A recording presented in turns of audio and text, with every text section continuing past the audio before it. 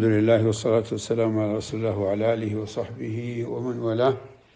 هذا هو المجلس الثاني في سيرة مطرف بن عبد الله بن الشخير رحمه الله تعالى. قال الذهبي رحمه الله: مطرف بن عبد الله بن الشخير الإمام القدوة الحجة أبو عبد الله الحرشي العامري البصري أخو يزيد بن عبد الله، حدث عن أبيه رضي الله عنه وعن علي وعمار وأبي ذر وعثمان وعائشة وعثمان بن أبي العاص ومعاوية وعمران بن حصين، وقال عبد الله بن مغفل وغيرهم، وعن أبي مسلم الجذمي وحكيم بن قيس بن عاصم المنقري، وأرسل عن أبي بن كعب. وحدث عنه الحسن البصري وأخوه يزيد وأبو التياح وثابت بن البناني وسعيد بن أبي هند وقتادة وغيلان ومحمد بن واسع وأبو نضرة العبدي ويزيد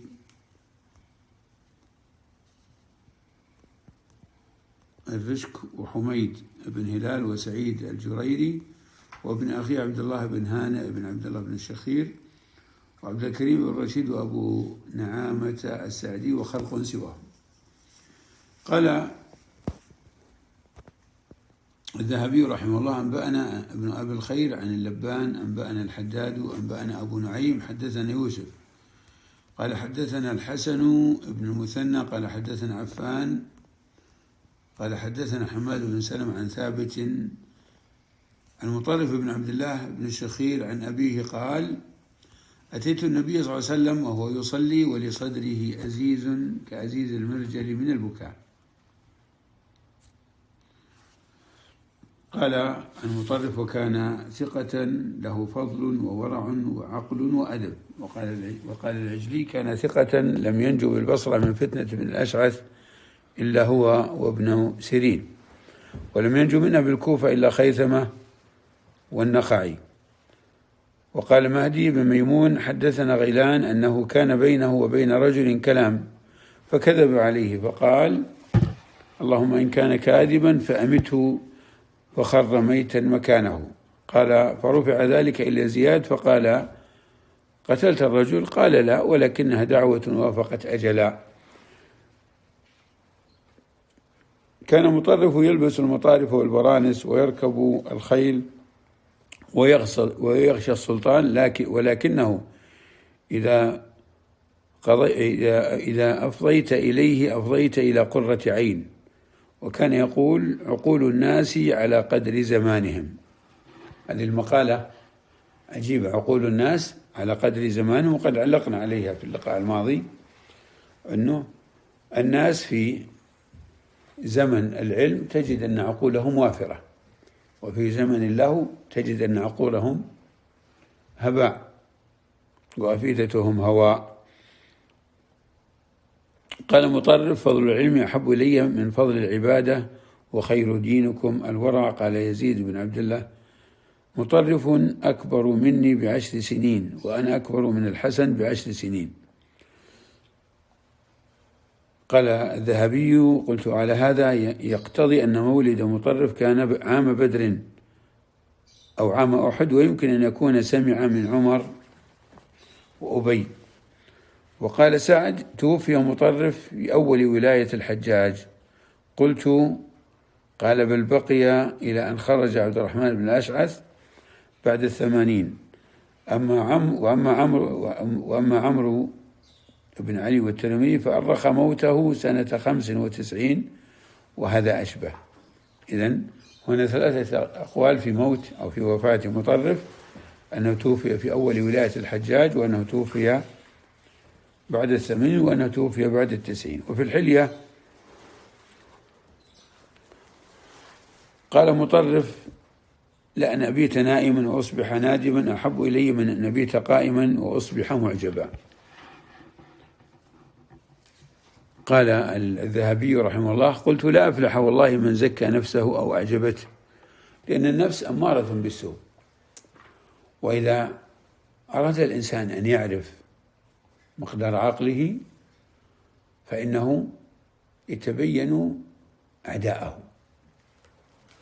فإن العاقل لا يمكن أن يتخذ من العدو صديقا. إن الشيطان لكم عدو فاتخذوه عدوا. فإذا أراد الإنسان أن يرتب أعداءه فعليه أن يعلم أن أعداء أعدائه هو إبليس، فهو عدو لك، فاتخذه عدوا. أفتتخذونه وذريته أولياء من دوني وهم لكم عدو بئس للظالمين بدلا. من هو الثاني؟ الثاني نفسك الأمارة بالسوء عدو لك، لأنه إذا اجتمع إبليس والنفس الأمارة بالسوء على الإنسان أهلكاه إلا من رحم الله. فإذا بدأت تدافع عن نفسك أمام المصلحين فقد وقعت في الهلكة. يأتيك المصلح ويقول لك هذا الطريق طريق سوء، فتقول لا، أنا أريد أن أسعد نفسي. نفسك تريد أن تهلكك. إن النفس لأمارة بالسوء إلا ما رحم ربي ومن يزكي نفسه إلا من سفهها، فلا تزكي نفسك. إذن قال الذهبي لا أفلح والله من زكى نفسه أو أعجبته. كل فضل في نفسك فليس منها بل هو من الله، والله جل وعلا أعطاك هذا الفضل ليبتليك. إن شكرت زادك، وإن كفرت أملى لك ثم أهلكك، نسأل الله العافية. وعن ثابت عن مطرف قال لأن يسألني الله تعالى يوم القيامة فيقول يا مطرف ألا فعلت أحب إلي من أن يقول لما فعلت. أنت ستوقف يوم القيامة، أليس كذلك؟ ستوقف وستسأل. فإذا سألك الله لماذا صليت الظهر 4 ركعات فالجواب عندك واضح، هكذا أمر النبي صلى الله عليه وسلم. لكن لو سألك الله جل وعلا لماذا قتلت فلانا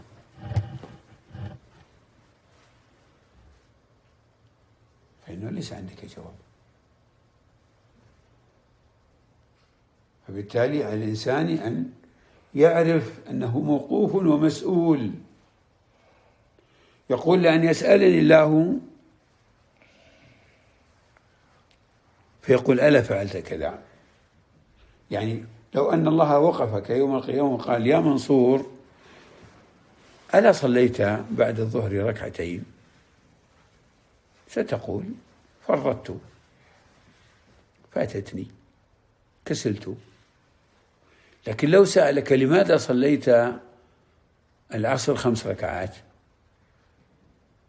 فرطت، كسلت؟ لا، ولكنك ابتدعت. إذن لأن يسألني الله ألا فعلت أحب إلي من أن يسألني لما فعلت. فالإنسان يعني يحرص أن لا يفعل إلا بدليل. ستوقف لماذا صليت الظهر 4، ستقول هذا ميراث النبي صلى الله عليه وسلم. سيسألك لماذا لم تصلي الوتر، تقول تكسلت، وهذا جواب يكفي. لكنه لو سألك لماذا صليت العصر 5، تكسلت، ما تكسلت، الآن أنت اجتهدت. تقول ورثته عن النبي صلى الله عليه وسلم، ما ورثته. إذن سيكون الجواب قفوهم إنهم مسؤولون. فعلى الإنسان أن يكون حريصا على اتباع الأثر. قال بعضهم إن استطعت أن لا تحك رأسك إلا بأثر فافعل. قال مطرف إنما وجدت العبد ملقا بين ربه وبين الشيطان، فإن استشلاه ربه واستنقذه نجا، وإن تركه هو الشيطان ذهب به. يا لها من صورة. هذه أنت ملقى مثلك مثل شخص وقع في الهلكة، وقع من طائرة في صحراء جرداء أنهكه الجوع والعطش والسباع من حوله، فإن من الله عليك بمن يأتي فينتشلك من هذا المكان، وإلا أكلتك السباع. وهكذا الشيطان. الله جل وعلا حفظك في طفولتك فما سجل عليك خطأ وقعت فيه لأنك غير مكلف، ولكن من حين أن تبلغ التكليف يبدأ التسجيل، تبدأ الكتابة. هنا أنقذ نفسك. لما كنت صغيرا عفي عنك، فلما بلغت سن التكليف العقل والبلوغ جرى عليك القلم فأنقذ نفسك. قال: وجدت العبد ملقا بين ربه وبين الشيطان، فإن استشلاه ربه واستنقذه نجا. اللهم نجينا، اللهم نجينا، اللهم نجينا. وإن تركه هو شيطان ذهب الشيطان به. الله المستعان. والشيطان سيأخذ أكثر بني آدم. يوم القيامة يقول الله تعالى: يا آدم، فيقول: لبيك وسعديك والخير في يديك. فيقول: يا آدم أخرج بعث النار من ذريتك. قال: يا رب وما بعث النار؟ قال: من كل 1999 واحد هو الناجي، من كل 1000 لا ينجو إلا واحد. قال مطرف: لأخرج قلبي فجعل في يساري، وجيء بالخير فجعل في يميني، ما استطعت أن أولج في قلبي منه شيئا حتى يكون الله يضعه. لا حول ولا قوة إلا بالله. لذلك أمر المؤمن إذا سمع المؤذن يقول حي على الصلاة أن يقول لا حول ولا قوة إلا بالله. ترى الخير أمامك كثير. تدخل البيت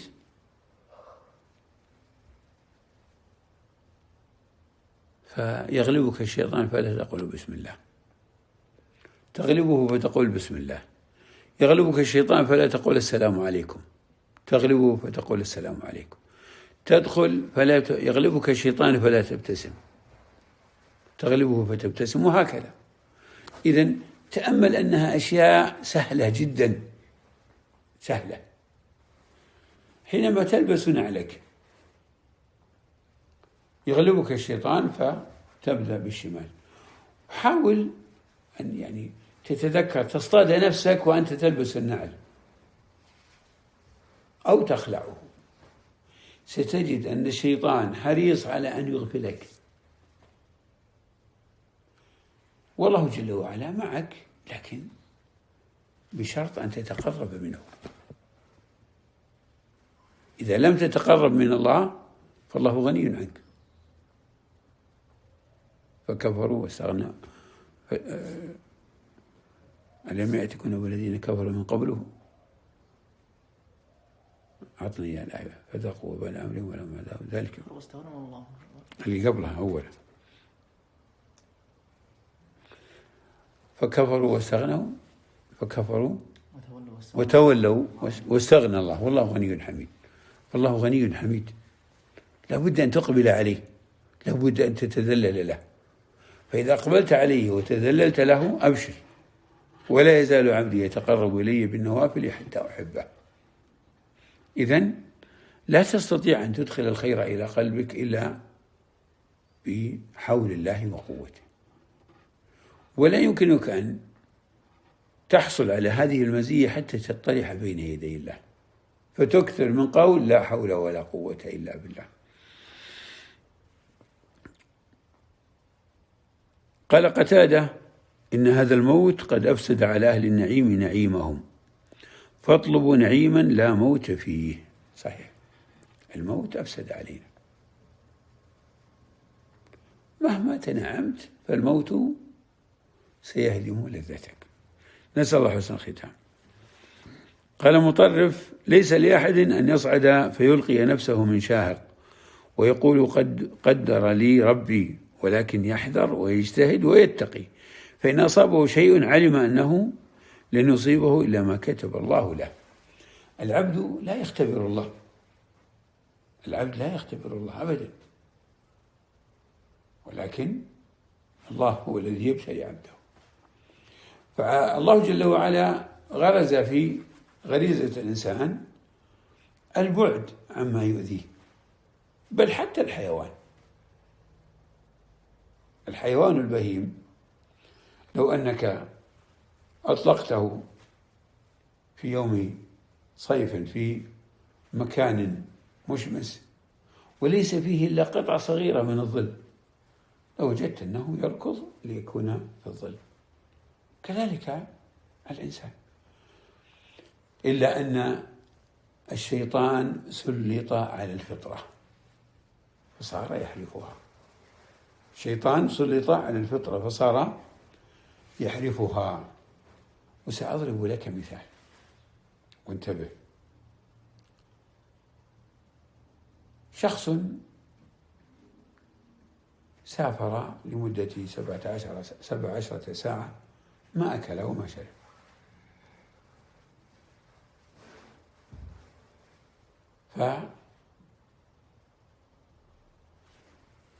فلما دخل إلى البيت بادره أهله بالطبق الذي يشتهيه، ماذا يفعل؟ يبادر فيأكل. هذا هو مقتضى الغريزة. لكن تأمل حالك إذا صمت 17 ساعة فقدم لك الإفطار وسمعت الأذان، تجد أنك تتماوت لثوان. سبحان الله، ما الفرق بين الحالتين؟ الحالة الأولى غريزة ليس للشيطان فيها حظ فأسرعت تلتهم الطعام. خصلة ثانية غريزة للشيطان فيها حظ فصار يدفعك. يكفيه أن يؤخرك ولو 2 أو 3. المهم أنه فاتك أحب عبادي إلي أسرعهم فطرا، يريد أن يفوتك. وجرب نفسك إذا صمت في يوم من الأيام التي يسن صيامها أو يجب صيامها، وانظر كيف يفعل بك الشيطان. يأتيك ما أذن المؤذن المبكر، يأتيك بعلل ما أنزل الله بها من سلطان، كل توكل على الله. وسأضرب مثال ولعلكم تجربونه. في يوم الثلاثاء المدرب الساعة 10 صباحا كلف 10 من الطلاب 5 أن يدوروا على الملعب 5 دورات، و5 كل واحد يأتي بلتر ماء.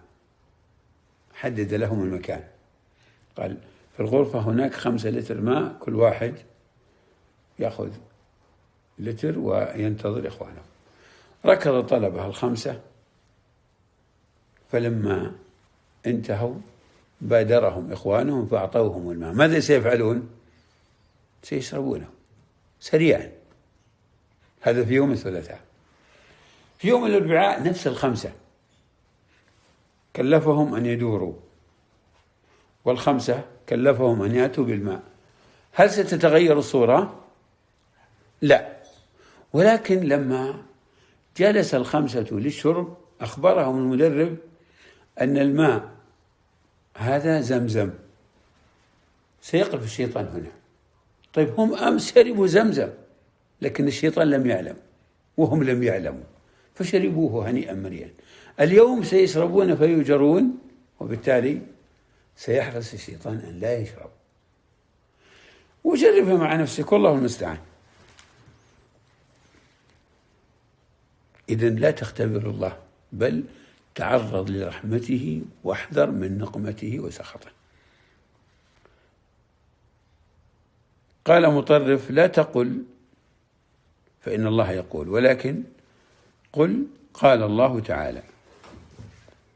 وقال إن الرجل لا يكذب مرتين يقال له ما هذا؟ فيقول لا شيء إلا شيء ليس بشيء، يعني أنه يصغر ذنوبه. واعلم حفظك الله وانتبه أن الأمور إذا صغرت عندك كبرت عند الله.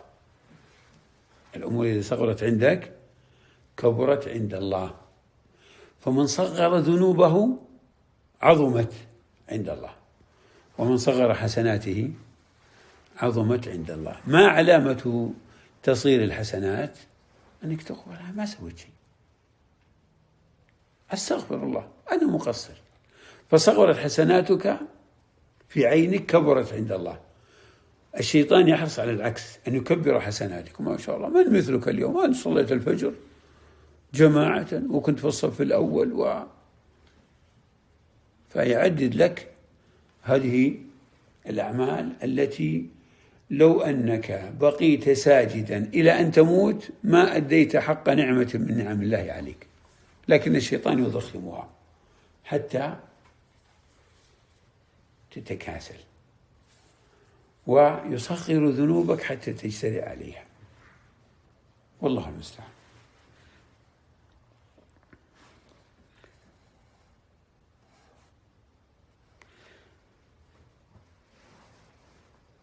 قيل ليزيد بن الشخير ما كان مطرف أخوك يصنع إذا هاج الناس إذا حصلت الفتنة؟ قال يلزم قعر بيته ولا يقرب لهم جمعة ولا جماعة حتى تنجلي، لأن الأمر فتنة، قدر ما يستطيع ابتعد عن الفتن. حتى الجمعة والجماعة كان يتركها لأنها فتنة، فلو خرج إلى الجمعة والجماعة فتنوه.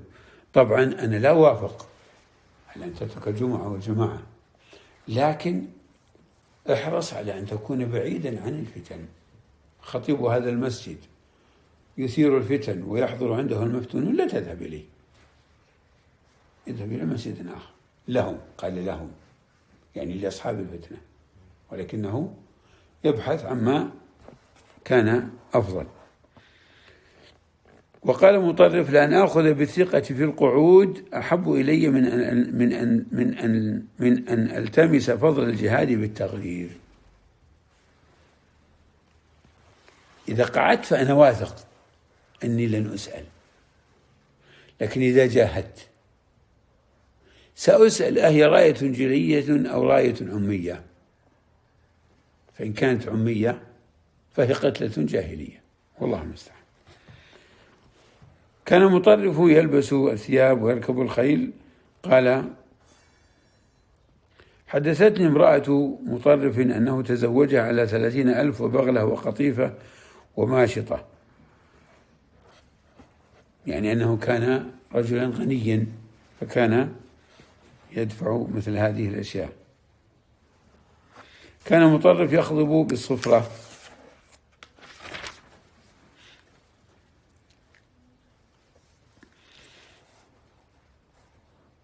وانتبهوا لهذه القصة الجميلة. قال مطرف كنا نأتي زيد بن صوحان، فكان زيد يقول يا عباد الله أكرموا وأجملوا، فإنما وسيلة العباد إلى الله بخصلتين الخوف والطمع. كلام جميل، الخوف من الله والطمع فيما عنده. قال مطرف فأتيته ذات يوم وقد كتبوا كتابا فنسقوا كلاما من هذا النحو الذي يأتي: إن الله ربنا ومحمد نبينا والقرآن إمامنا، ومن كان معنا كنا ومن خالفنا كانت يدنا عليه وكنا. قال فجعل يعرض الكتاب عليهم رجلا فيقول أقررت يا فلان، حتى انتهوا إلي فقالوا أقررت يا غلام. كان صغير رحمه الله. قلت لا. يا عبد العزيز أقررت يا غلام؟ قلت لا. قال زيد لا تعجل على الغلام، ما تقول يا غلام؟ قلت إن الله قد أخذ علي عهدا في كتابه فلن أحدث عهدا سوى العهد الذي أخذه علي. قال فرجع القوم من عند آخرهم ما أقر منهم أحد وكانوا زهاء 30 نفسا. بركة أولياء الله إذا حضروا المجلس. هذه بيعة الإخوان المسلمين كانت في ذلك الزمان فتنة ولا تزال إلى اليوم. تأمل المقالة ماذا يقول. كتبوا الكتاب نسقوا كلاما. ما هو الكلام؟ الله ربنا ومحمد نبينا والقرآن إمامنا، ومن يقول غير هذا كلنا نقول به. ثم قال من كان معنا كنا معه وكنا ومن خالفنا كانت يدنا عليه وكنا ضده. لا إله هكذا. كيف تعتزل أمة محمد صلى الله عليه وسلم لطائفة صغيرة أنت معهم أو ضدهم؟ إذن الولاء والبراء أيها الإخوة هذا عبادة يجب أن يكون لله وحده لا لأحد سواه. فلما وصلوا إلى مطرف وكان غلاما، لأنه زيد توفي في خلافة عثمان أو بعدها بقليل، فإذا قلنا أنه توفي سنة 35 فلعله في أول خلافة عثمان كان هذا الأمر، يعني عثمان تولى الخلافة سنة 23، فمطرف سيكون عمره فوق 20، لكن هنا يا غلام معناه أنه صغير وليس بسن هؤلاء رحمه الله. فبين لهم بالدليل الله أخذ عليه عهد وميثاق، فلماذا وجدوا عهدا وميثاقا جديدا؟ الله المستعان. نقف عند هذا. وفق الله الجميع لما يحب ويرضى وهدانا سبلنا. صلى الله عليه وسلم على نبينا محمد وعلى آله وصحبه أجمعين.